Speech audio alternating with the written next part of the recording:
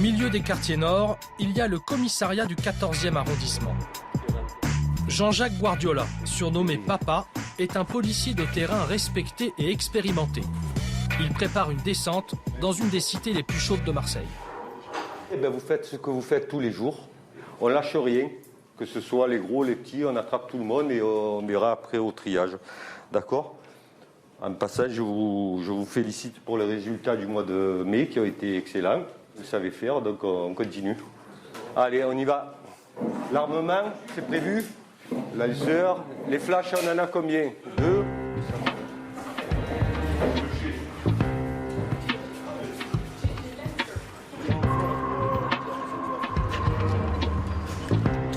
La mission du jour, reprendre un immeuble occupé par les dealers. Et montrer que les zones de non-droit, ça n'existe pas.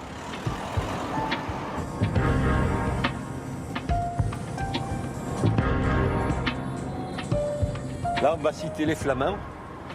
Alors, les jeunes, les dealers, là, ils ont pris possession des halls d'immeubles et ils font un contrôle absolu sur la population en faisant des barrages.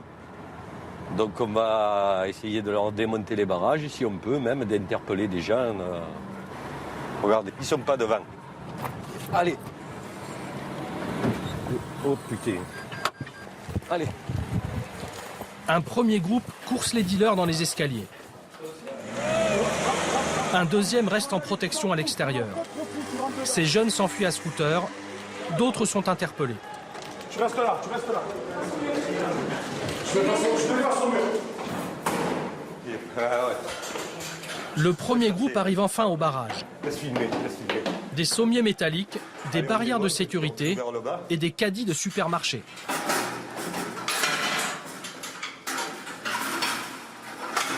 Ils mettent des caddies et en fait, ils passent juste leurs mains. Vous passez le billet dans le trou, ils prennent le billet et par le trou, ils vous rendent le produit. Comme ça, on ne le voit pas, on ne peut pas l'interpeller. Là, il y en a un là. Là, celui-là. Allez, on n'arrive pas à pousser là. Je vais essayer de prendre l'ascenseur et de contourner la chose. Il y a déjà eu. D'accord.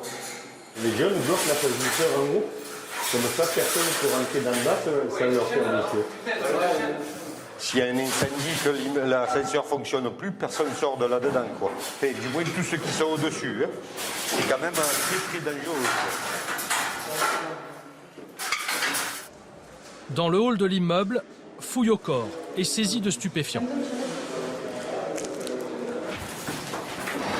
Bon, on a quoi alors là? Vous voyez? Il a un morceau sur lui, le joint qui va sortir. D'accord, lui. Et lui? Oui. Le barrage est détruit et jeté sur le trottoir. Le groupe de protection couvre la sortie. Flashball prêt à tirer et grenades de dispersion en main.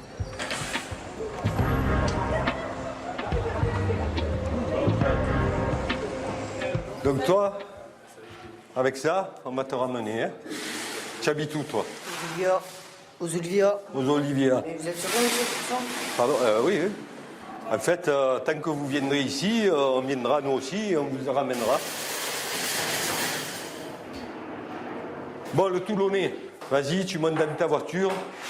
Tu n'auras pas tous les jours cette chance. Hein. Thierry, va là-bas avec le flash. Vous me les gardez à distance. Allez, mets les mains dans le dos. Voilà.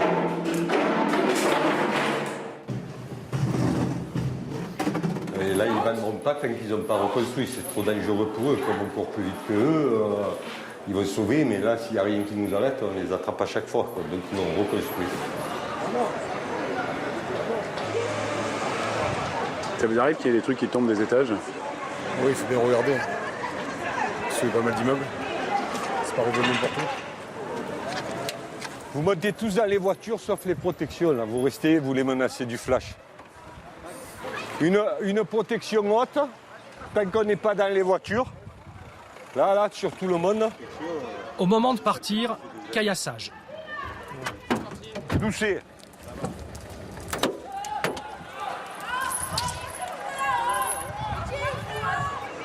Ça caillasse un peu, là? Ouais.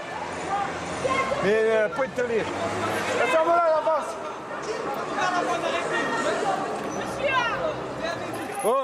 Demain, on est encore là. Hein. Là. Ne nous cherchez pas. Gardez votre place, monsieur. Ah, vous êtes content, vous êtes content. Ouais. Je me régale, ouais. Allez. La première voiture. Montez. Avec nous, moi, ils en profitent du trafic. Il y a une interruption. Ils sont gavés de trafic. Bordel, vous partez. Pourquoi vous restez Il va la fermer ou on va la mener, lui? On va revenir, t'inquiète. J'ai plus rien à foutre ici. Allez, Laurent, rentre. Allez, vas-y. Go.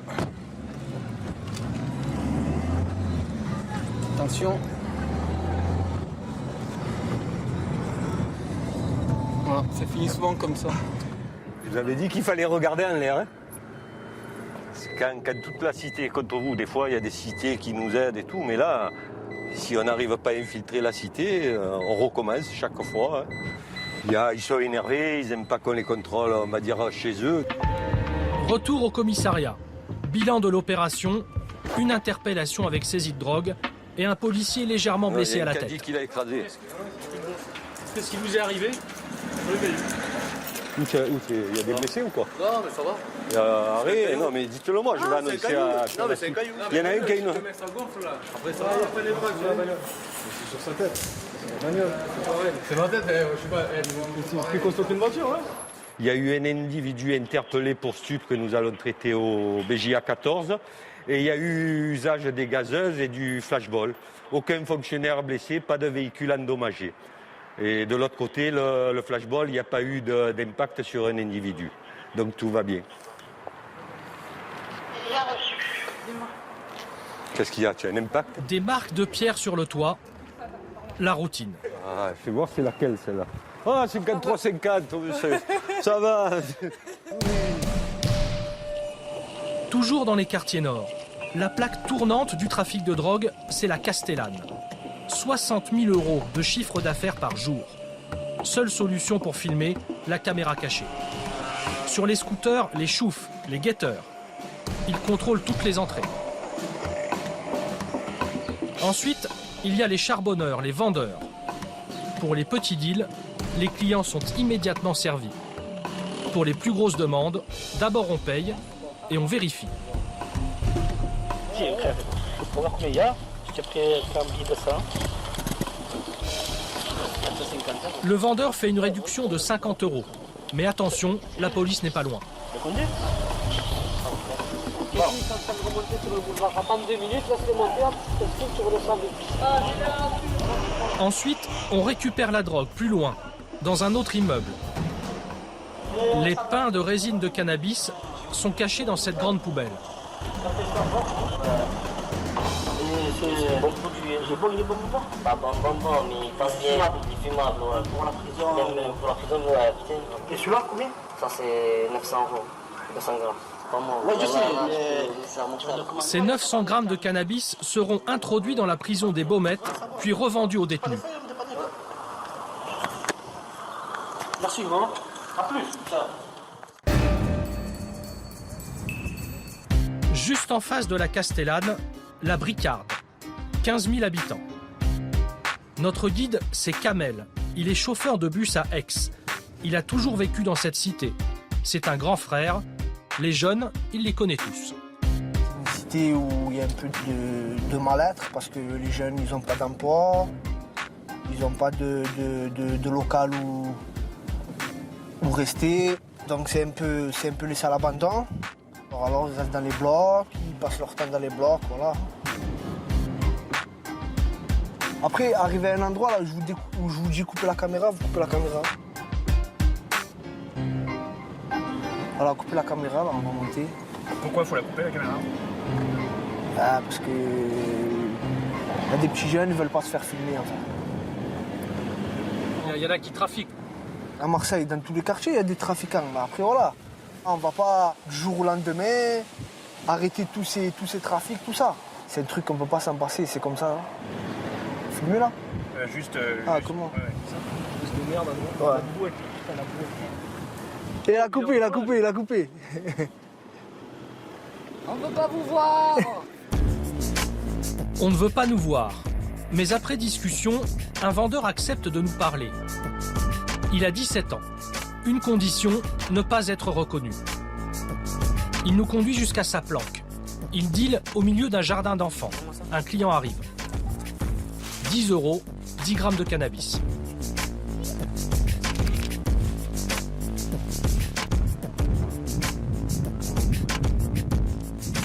En détail, à peu près ce qu'il y a. 50, ça c'est le 10 et la bœuf.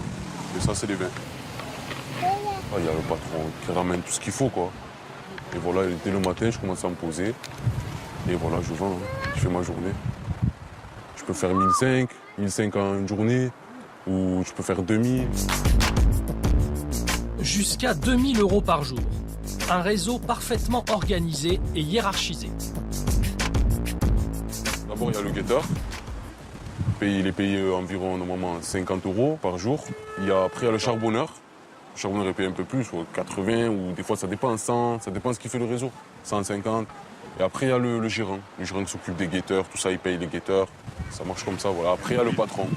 Il y a les mobiles aussi, des fois, guetteurs mobiles, en scooter. Quand la police rentre, ils montent. Ils disent un peu Akha, et voilà. Ça crée Akha quand ils sont là, quand il y a la police. Quoi. Et ils viennent souvent? On peut dire que c'est chaud en ce moment. Parce qu'on les voit souvent. Ils nous regardent de travers, ils nous font un peu chier, quoi.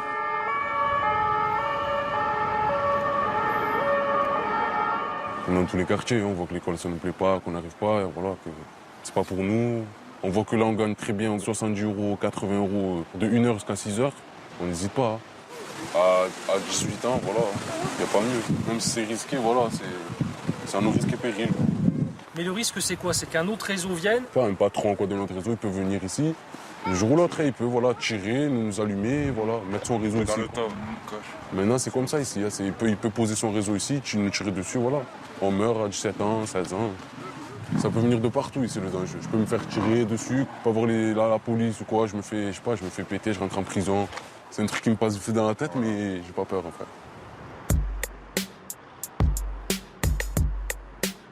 Je sais pas ce que je vais devenir, ce que je vais être.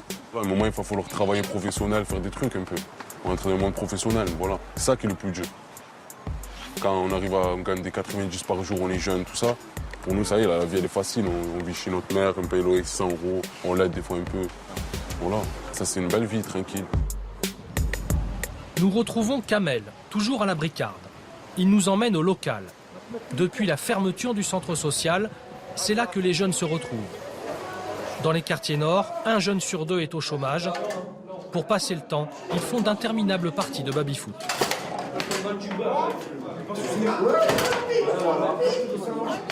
Là, c'est un petit peu un lieu de rencontre où ils peuvent tous se réunir.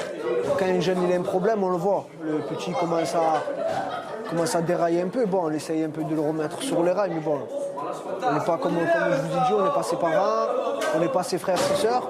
On essaye de lui donner les meilleurs des conseils. Après, c'est à lui de les suivre. Mais bon, comme je vous ai dit, un peu, ce quartier il a été laissé un peu à l'abandon. Il y a de moins en moins d'éducateurs. Pour les jeunes, il n'y a pas assez de soutien. Il joue aux cartes sous le regard protecteur de Kader, le gérant du local. On arrive à essayer, pas faire, essayer d'être avec eux, les accompagner dans le boulot. Moi-même, tout le temps, je leur pose la question, est-ce qu'ils travaillent, est-ce qu'ils ne travaillent pas, parce que bon, je connais les parents très bien, on a grandi ensemble. La plupart, ils sont tous nés là. À 7-8 ans, ils savent très bien où ils vont, parce qu'ils grandissent tout seuls. Bon, tout seuls, entre guillemets, parce que les parents, il y en a qui peuvent, il y en a qui ne peuvent pas. Il y en a qui veulent que leurs enfants y réussissent, et leurs enfants n'y réussissent pas. C'est pas l'horreur, mes frères me manquent. Je suis pas acteur, à part mon propre film. Quartier Nord, je le vis, qui viennent, qui filment, qui copient, qui pompent. Je suis scénariste, armé d'un fusil à pompe. La mort, j'ai croisé, je prends mes devants gros. J'en place une à ton CEO, qui a pas état d'armer son flingue, frérot. Je veux pas du mal, mais le mal vers moi, Je vais niquer sa mère en tout azimut. Nous, on n'est pas des putes, on prend soin des enfants, on les protège. La musique, on l'a appris sur solfège. Je fais du rap léger pour les confirmer. Laisse-moi m'envoler. Non, je veux pas ton succès, non. Je veux pas sucer, tenir le coup avec de la coque. Nani, ça fait des Tout le monde le sait, il y a de la drogue, on a la possibilité d'y aller, on y va pas, mais on sait les risques. On va se faire tuer, on va pas se faire tuer. On n'est pas, c'est pas j'ai mon CDI, je suis devant le poste, c'est tranquille, il y a des risques. Hein. Les risques, ceux qui les prennent, ce sont que des grosses couilles. J'ai déjà vendu. On n'a pas de l'argent, et faire quoi? Il faut que je fume. Il n'y a que ça pour me calmer, pour que le manque d'argent. Retour au commissariat du 14e. Cette fois, Papa et ses hommes ciblent la cité de la Busserine. Rien n'est laissé au hasard. C'est une opération délicate. Délicate, oui, de par la configuration, parce qu'on va monter par les toits, et de par le contexte, parce que c'est en plein milieu de la cité, il y a beaucoup de monde. Donc il faut avoir le bon timing et un poil de chance pour réussir à attraper le dealer. Et eux, ils arrivent par où? Par là? Ouais, par le D'accord. Par le Porsche, là. Ils descendent, ils montent dans l'immeuble. Dans la voiture, il reste Julien et Blond, qui vont se mettre devant. On bloque la porte. Le type a certainement un survêtement clair et apparemment il n'a pas de sacoche, il aurait les sachets dans l'escalier, même le sol. Et on met tous les véhicules prêts à partir, que si ça part en live, quoi qu'il arrive, on ne polémique pas des heures. Hein. On prend, on revient là, on s'en fout, on aura gagné ou perdu, on s'en fout.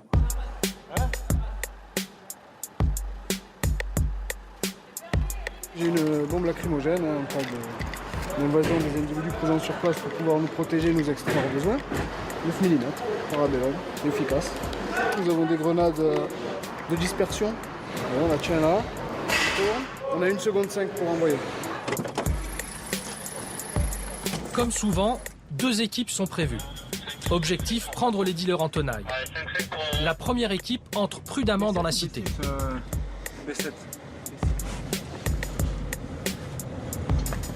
Dans 10 secondes on tape. Cool, Jules. Je dirais quand nous arrêter. Continue. Vas-y, stop.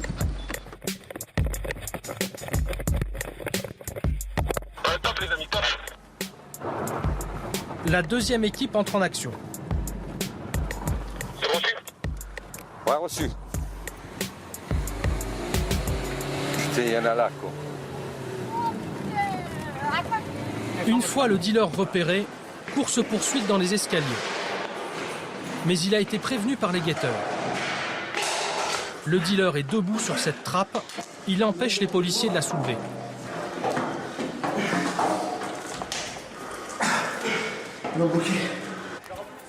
Il est monté, Laurent, il est monté. Il y avait qui part sur le toit vers le B5, B6. C'est reçu? En bas, problème aussi pour la deuxième équipe. Ben, ils mettent simplement une cale comme ça et ça empêche d'ouvrir. S'ils vous connaissent, ils ouvrent, c'est-à-dire les habitants. Ouais, je t'écoute. Il y a une description du gars? Oui, c'était un nain avec les cheveux décolorés. Vous voulez pas commenter au B5? Il recherche un NA, un Nord-Africain. Il décide de passer par l'immeuble voisin. Enfin, ils arrivent sur le toit. D'après Thierry, il n'est plus dans les étages, sur le toit. Mais le dealer a disparu depuis bien longtemps. Il me semble qu'il est descendu, hein. B5 ou B6, hein, mais pas au-delà. Confirmation, sur le toit il n'y a plus personne. T'as vu quelque chose ou pas? Jean-Jacques fouille quand même les caches habituelles. Bon, donc il s'est enfui là. Là, il y a de grandes chances pour qu'il soit rentré dans l'immeuble à côté et après dans un appartement, vu qu'il n'est pas ressorti par en bas. Il est déçu, mais il n'a pas tout perdu. Là, en fait, je regarde parce qu'on a un autre plan stup qui se situe juste là. Et j'avais jamais fait gaffe qu'on pouvait bien le voir, quoi, de là. Le gars se tient derrière le bouquet d'arbres sur les terrains de tennis, là, et il sert les gens qui arrivent sur le stade, là. Ce réseau, Jean-Jacques s'en occupera plus tard. Le mec, il était sur nous, sur la trappe. C'est pour ça qu'on n'arrive pas à la lever. Et quand on a refait le truc, il y avait le produit qui était. Pour l'instant, il faut faire le maigre bilan du jour. Aucune interpellation, mais une petite saisie de stupéfiants quand même. On va pas toucher, on va poser. 112. Je ne sais jamais s'il y en a qui se... Et 119. 231 grammes. Bah, il faudrait les compter, mais on ne veut pas toucher parce que des fois on fait des prélèvements d'ADN dessus, donc on est dedans.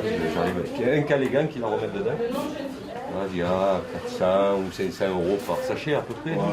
Mais bon, là, il a perdu une brave journée quand même.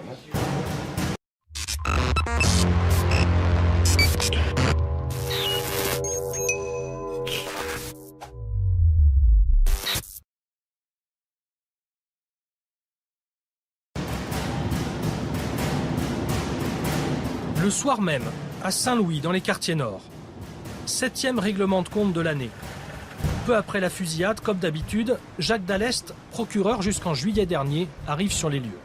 Ce qu'on sait pour l'instant, c'est qu'un coup de fusil de chasse a été tiré sur la victime, plutôt dans le bas du corps, au niveau des reins.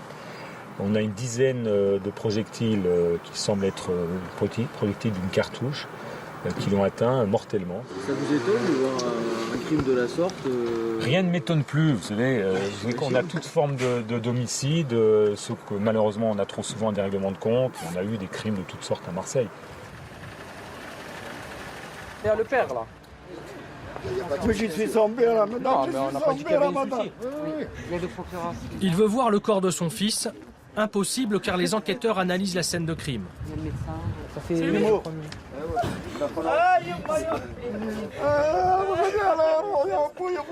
Des assassinats comme celui-ci, il y en a en moyenne 2 par mois à Marseille.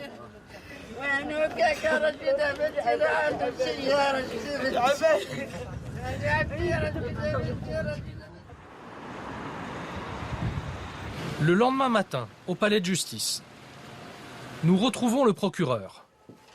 Des règlements de compte, il en a vu des dizaines. Dans les quartiers nord, pour être respecté, il faut tuer. Ceux qui sont un peu plus malins que les autres et un peu plus violents, qui ont une capacité de violence, être capable de flinguer ou de mettre à l'amende, c'est aussi un marqueur. C'est ça, comme ça que se dégagent des chefs, des petits chefs. Et c'est aussi une façon de s'imposer. Si vous n'êtes pas capable de flinguer ou de tirer, vous n'êtes pas crédible dans la cité. Quand on arrête un trafiquant, ce qu'on appelle un gérant, celui qui gère, on le met en prison, qu'est-ce qu'il va faire? Il laisse la place. Donc un autre va prendre la place. Le gérant en question, il peut télécommander l'exécution de celui qui lui a pris la place. Même chose quand le gérant a fini sa peine, ou quand il est mis en liberté, il sort de prison. Et là, il va inquiéter ceux qui lui ont pris la place. Et on va le tuer. Et un certain nombre de jeunes qui ont été tués ces 2 dernières années étaient sortis de prison pas très longtemps avant, voire le jour même.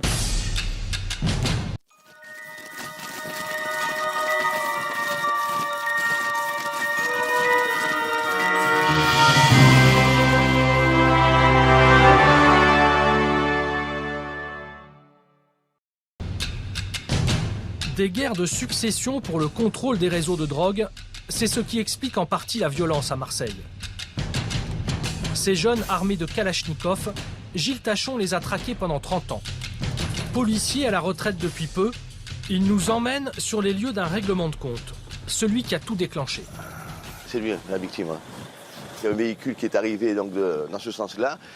Et qu'il y avait le groupe de jeunes qui étaient réunis, qui fumaient donc leur pétard tranquille qui était là. Et puis bon, il y a un différend commercial certainement qui a eu lieu. Et puis ils sont descendus à 3 et puis ils l'ont écarté du groupe. Et puis le gars donc a été abattu. Et je vois que vous voyez, à Marseille, donc, on entretient encore la mémoire donc, de ces gens qui sont tombés. Mais lui, c'est la première victime donc, de la guerre des gangs des cités. Parce que gang, c'est un grand mot. La plupart des concitoyens donc, ils sont attristés par ce genre de phénomène, mais enfin, ils comptent les victimes et puis ils se disent, bon, un trafiquant de moins. Maintenant, un jeune de 16 ans, une arme de guerre dans la main, il va l'avoir facilement, il va se la procurer parce que l'argent, il l'aura.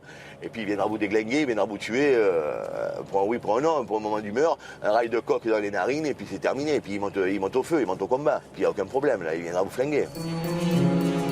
Ensuite, direction la cité du Clos-la-Rose. Visite guidée. Dans cette cité, c'est un point d'entrée. sur votre droite, près du local poubelle. Vous avez ici donc, le gars qui se met là donc, en surveillance pour les véhicules suspects, en criant le hara. Hara, en voulant dire, donc c'est la police scapée. La seule chose qui manque, c'est le fauteuil.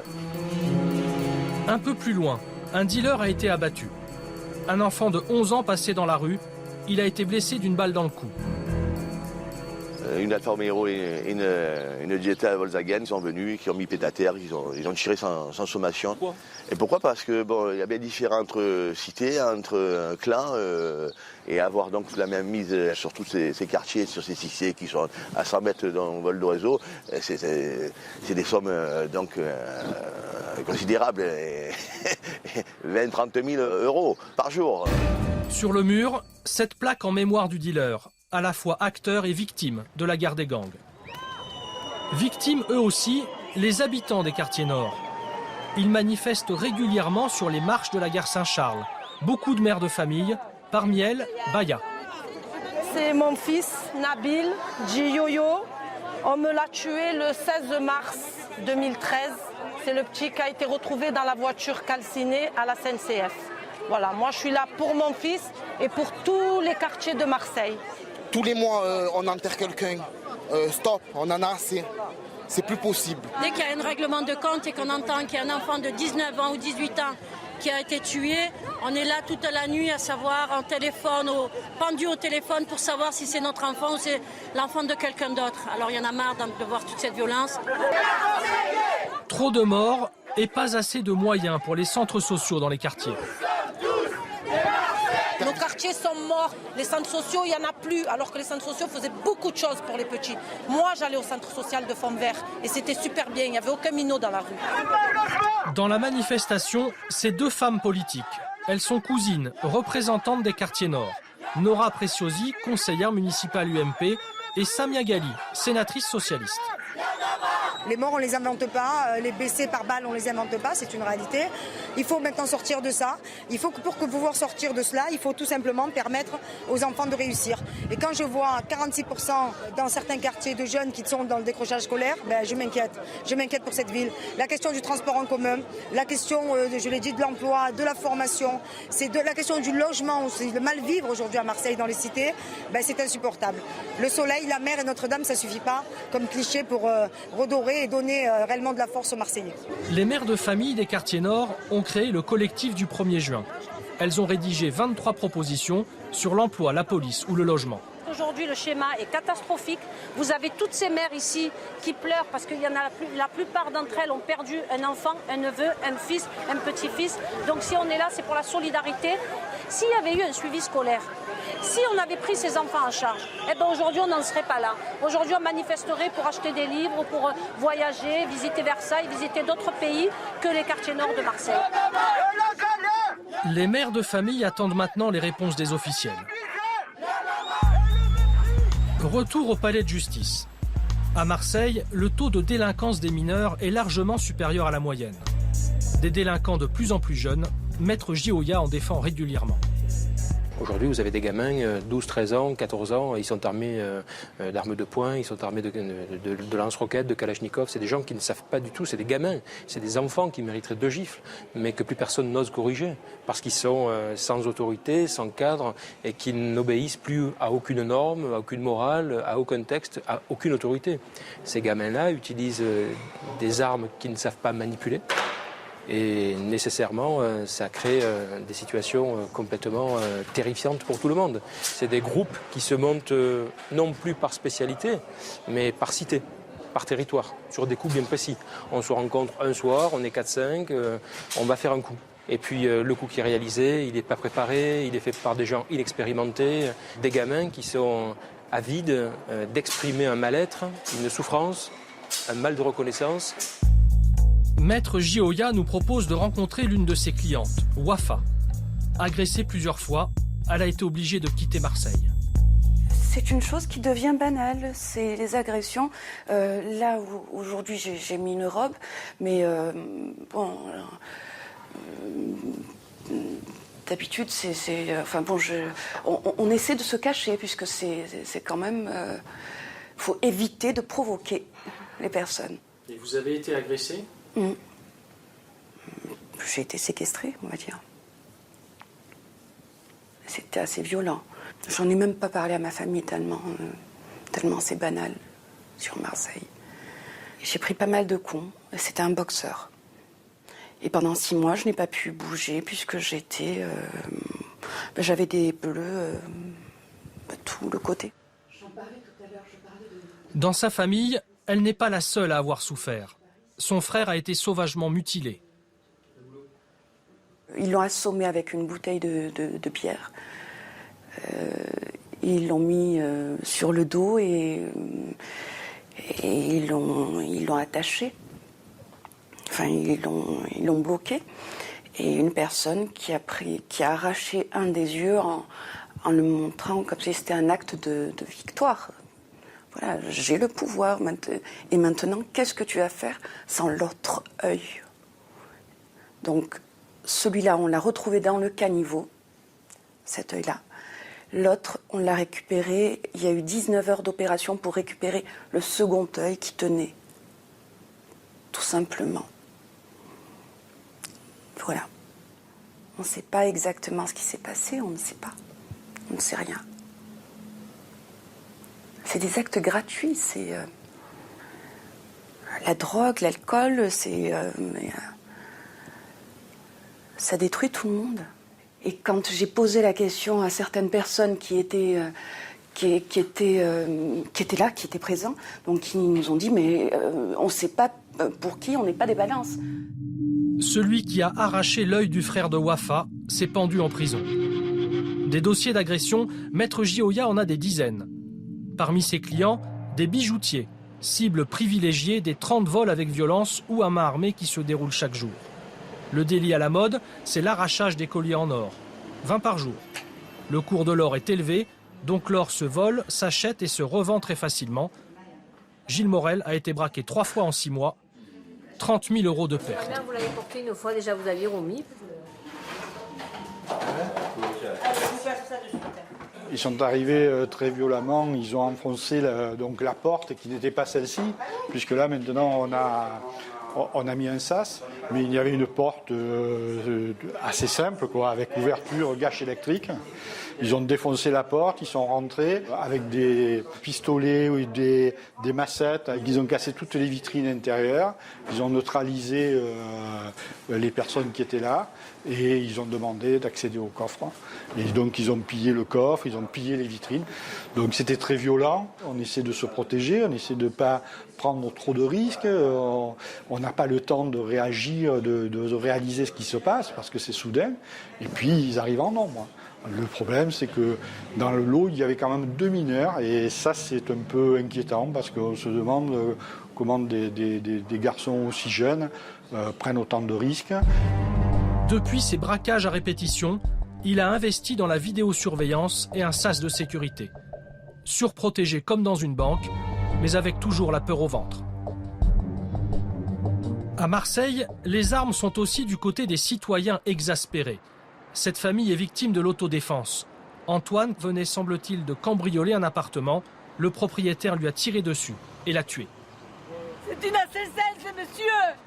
Je veux que le lève la tête. Un petit comme ça, de 15 ans, on se tue comme ça. Il faut pas.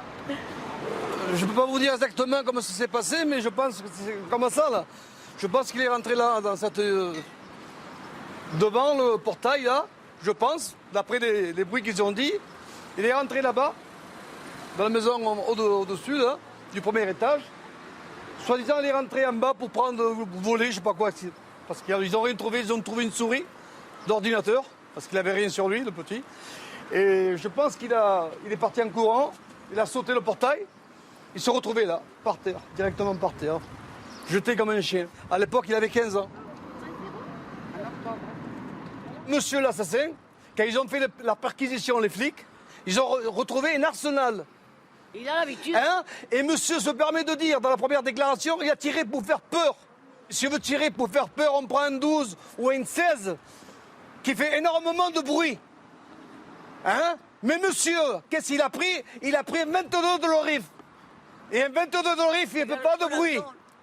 Il a assassiné mon fils, il a assassiné. Le 22, c'est une arme de précision. C'est une arme pour tuer.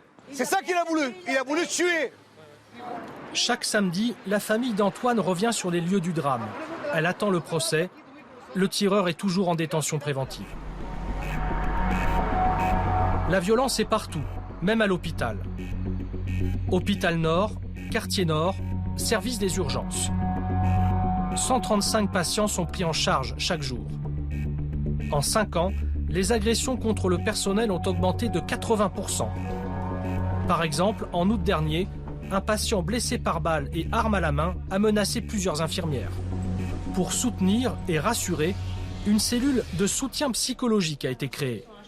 Une cellule mise en place par le docteur Jean, le médecin-chef des urgences. Ça va. Bon.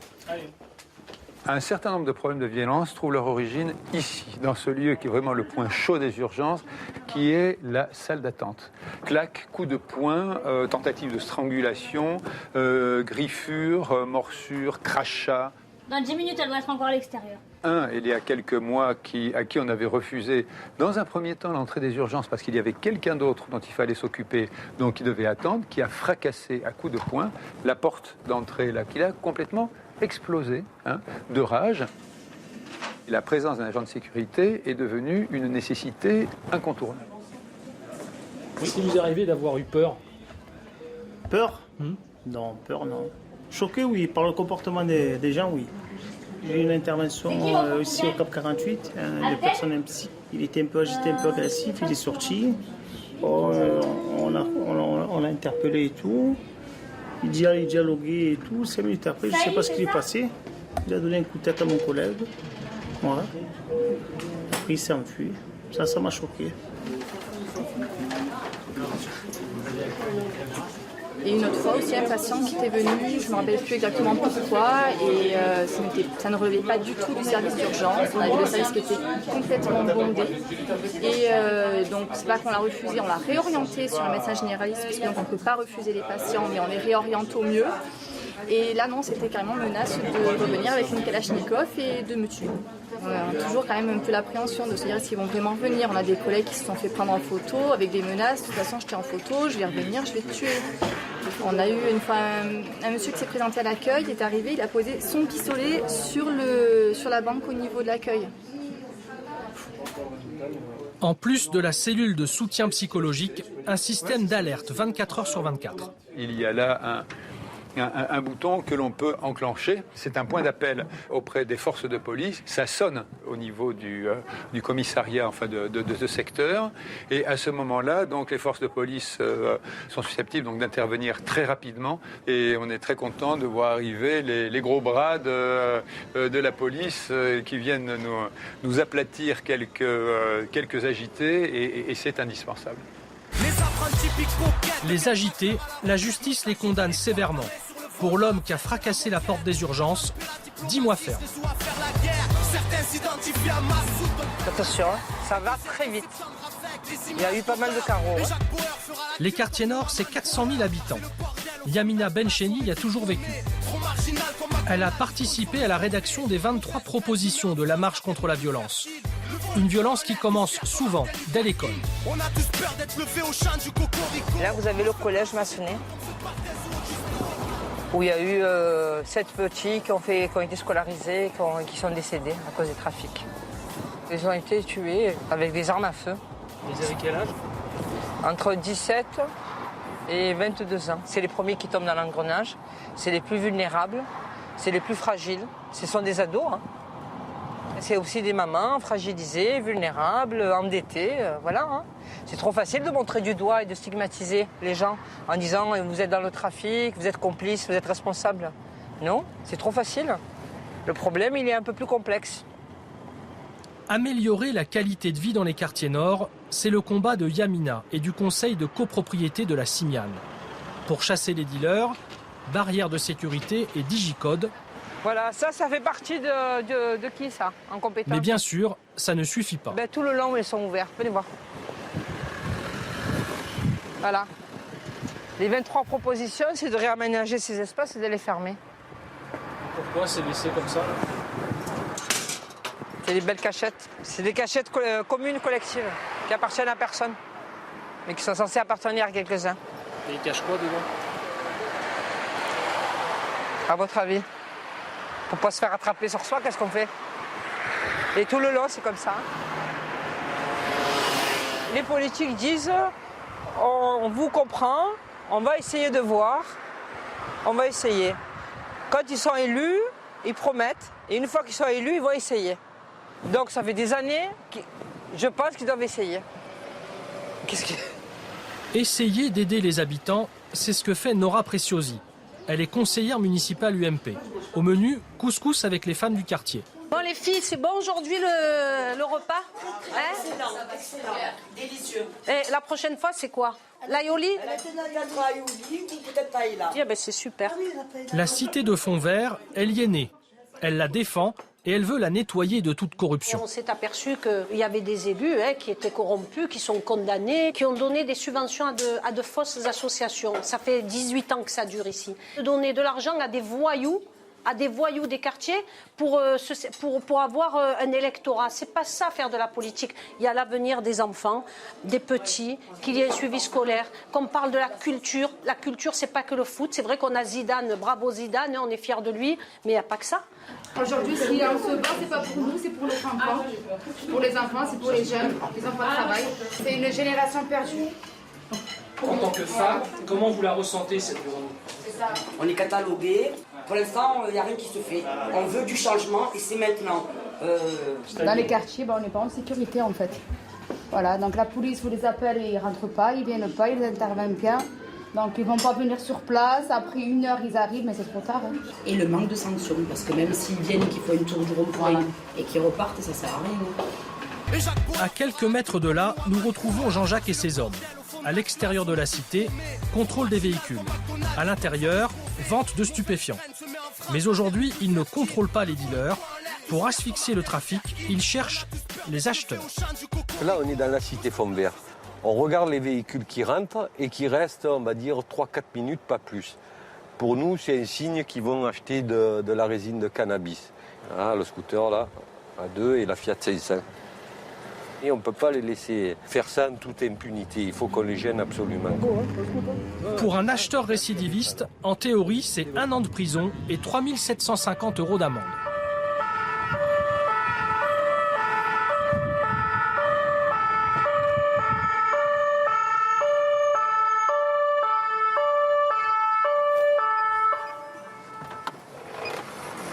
Vous avez une idée pourquoi on est là? Non, parce qu'on sort de dépendance. Parce que tu as touché aussi. Tu vas me donner ton produit stupéfiant. Voilà. Hein, comme ça, on ne va pas polémiquer longtemps. Puisqu'on te voit, il n'y a pas de souci. Allez, vas-y. Voilà. Donne tout. Après, voilà. Là, c'est des combien, ça? C'est des 20. 60 €. Vous allez m'embarquer? Je vais t'amener. Aujourd'hui, ça va... Écoute-moi. Normalement, c'est une condamnation et des trucs un peu plus précis. Aujourd'hui, tu joues au foot, toi? Non, du tout. Bon, dommage. Aujourd'hui, ça va être comme au foot, pourtant. Carton jaune, ça veut dire on ne le refait plus. Tu nous suis? En discutant, Jean-Jacques essaie d'obtenir quelques informations. Ils le savent, les gens, où c'est exactement. Ah, tu es connu. Parce que d'habitude... Pas question d'être connu. Je veux dire, là-bas, j'ai pas l'habitude d'aller là. Moi, je vais pas là d'habitude. D'accord, tu vas où? Ça dépend. Ouais, on les connaît tous. Hein. Ça dépend. Je peux te les citer. Tu vas au Flamand ou pas? Non, Flamand, Busserine, il est pas bon le chien. Paternelle, Bassins. Ouais, la paterne, en ce moment, ouais, là, ça j'ai vu. C'est chaud. Ça j'ai vu ce qui s'est passé à la télé, ça. Ah, quand même. Dans toutes les cités où tu vas, il y a des policiers, des CRS. Tu n'as pas remarqué ça? C'est comme tout, c'est le jeu du chat et la souris, quoi. Ah, tu joues quand même, tu le sais, mais tu joues. Je peux pas le nier, quoi. Je suis fumeur, voilà. D'accord. Il sera convoqué pour un simple rappel à la loi. Pour arrêter les trafics à Fontvert comme ailleurs, Samia Ghali, sénatrice socialiste, a une idée. Ce samedi, elle célèbre un mariage. C'est avec un grand plaisir que je célèbre aujourd'hui votre mariage. Article 212. Les époux se doivent mutuellement respect, fidélité, secours et assistance. Son idée est simple, déployer l'armée dans les quartiers. quand vous avez des cités où il y a des armes de guerre qui se baladent, où les enfants achètent, je dis bien les enfants, parce que quand on a 13 ans, 14 ans, pour moi, c'est encore des enfants. Ils sont capables de s'acheter des armes de guerre comme on achète une paire de baskets. Ben, ça pose un problème, donc j'avais demandé l'armée pour désarmer les cités. Et l'armée pour interdire aux consommateurs de venir dans ces quartiers. Parce que ces consommateurs, quand ils viennent, ils ont le sentiment finalement de ne pas faire de mal, mais si, ils font du mal parce que c'est eux qui font prospérer le trafic, et plus le trafic prospère, et moins les gens dans les quartiers peuvent vivre normalement. Vous avez même des enfants dans les quartiers qui pensent que dealer, c'est un métier. En tant que maire, elle aide les jeunes à trouver un emploi. Elle avait 4 postes à proposer.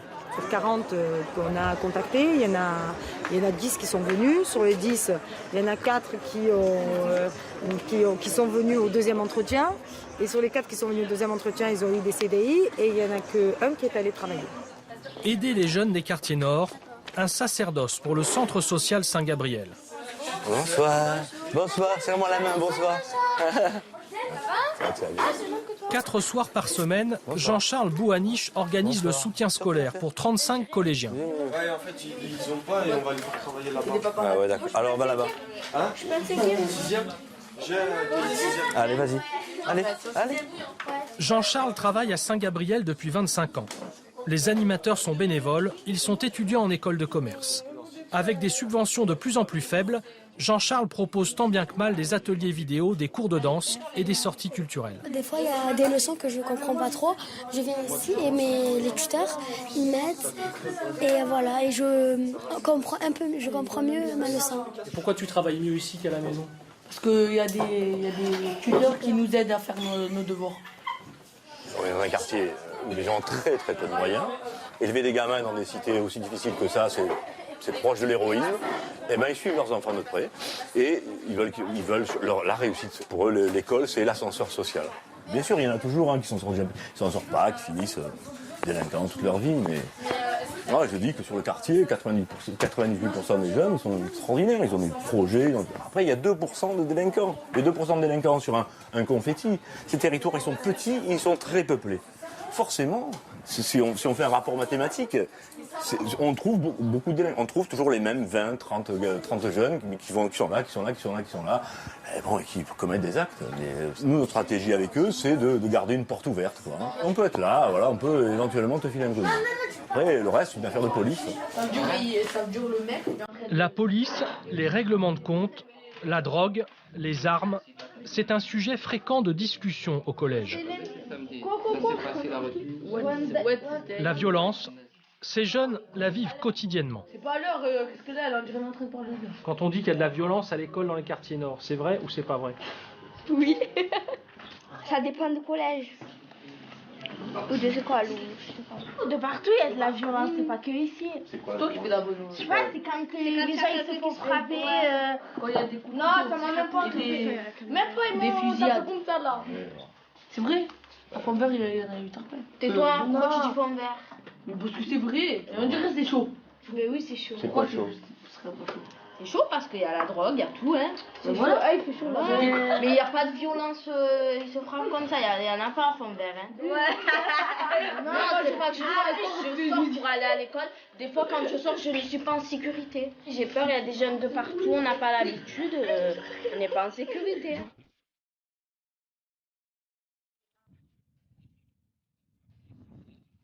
L'un des repères de la jeunesse marseillaise, c'est Ayam, 25 ans de rap. Dans leur dernier album, le morceau Notre-Dame veille évoque Marseille et ses dérives. La violence est en dents de scie. Il y a des moments où elle est en bas, où il fait plutôt bon vivre, il y a des moments où elle remonte.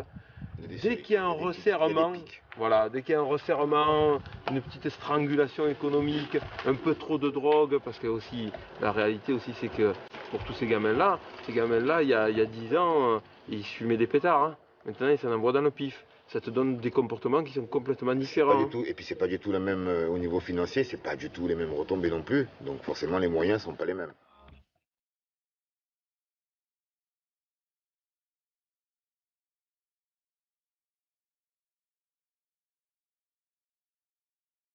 Et si tu possèdes pas de choses, tu es une personne. Donc il faut la bonne voiture, il faut la bonne femme, il faut le bel appartement.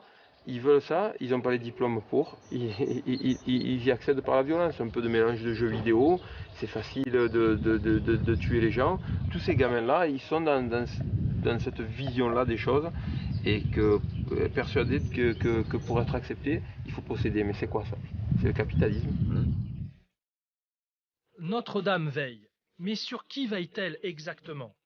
Sur les policiers en guerre contre les trafiquants sans foi ni loi. Sur la justice qui instruit plus de 100 règlements de compte sans trouver les coupables. Elle veille sur les politiques sans solutions efficaces. Sur les commerçants braqués sans pitié. Sur les animateurs sociaux sans subvention. Elle veille sur les jeunes sans emploi. Finalement, Notre-Dame veille sur tous les Marseillais, de plus en plus dépassés par la violence de leur ville, où il y a 2 fois plus de vols à main armée avec armes à feu qu'à Paris ou à Lyon. Une violence désormais sans fin et sans limite.